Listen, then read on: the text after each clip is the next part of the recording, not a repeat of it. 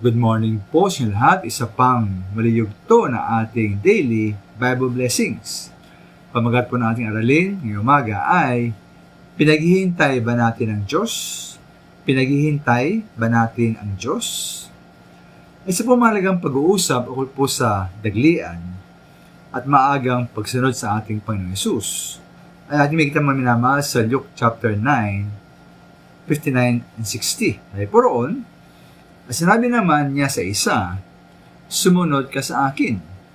Ngunit sumagot ang tao, Panginoon, hayaan lang po muna ninyong may palibing ko ang aking ama. Sinabi ni Jesus sa kanya, hayaan mong mga patay ang magpalibing sa kanilang mga patay. Ngunit humayo ka at ipahayag mo ang tukol sa paghari ng Diyos. Kaya pa ito po sa mga bersikulo ito, ang ilang katotohanan, una-una, na dapat pahalagaan natin ang pagsunod sa ating Panginoon, higit sa lahat.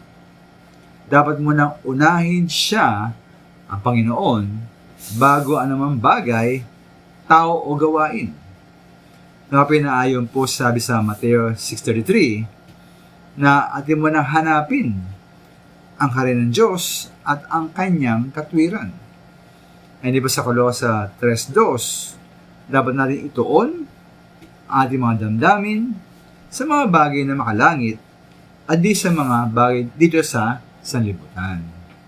Ikalawa po ang ating pagkapalaga sa ating Panginoon at sa kanyang kalooban ay dapat higit pa sa ating pagkapalaga kahit po sa ating sariling mga mahal sa buhay.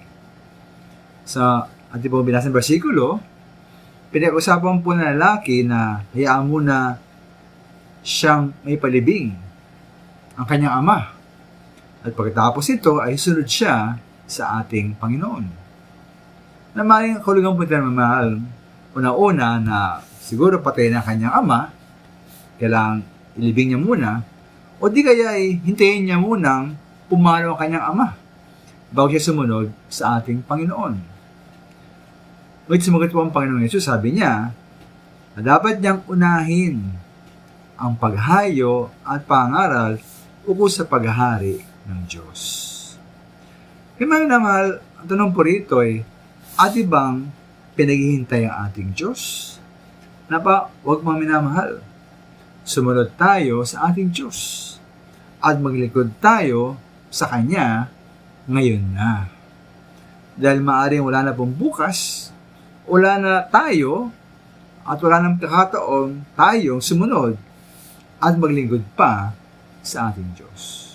Kaya may naman ating pong huwag paghintayin ating Panginoon.